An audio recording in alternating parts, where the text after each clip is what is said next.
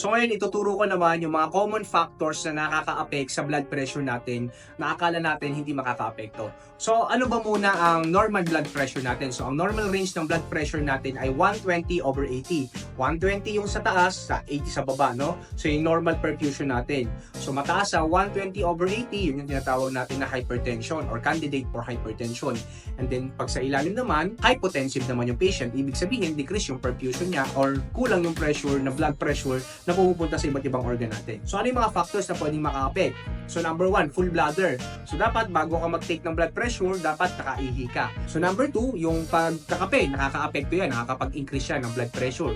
Yung pagsisigarilyo, yung sobrang lamig o sobrang init ng temperatura. And then number 5, physical activities. So, hindi lang physical activities kung galing ka ng emotional stress and then galing ka ng pagbubuhat, nakaka-apekto yan sa blood pressure natin. Okay? Ang tamang way ng pagkuha ng blood pressure, no, at least 5 minutes rested bago muna magpakuha ng blood pressure. Okay?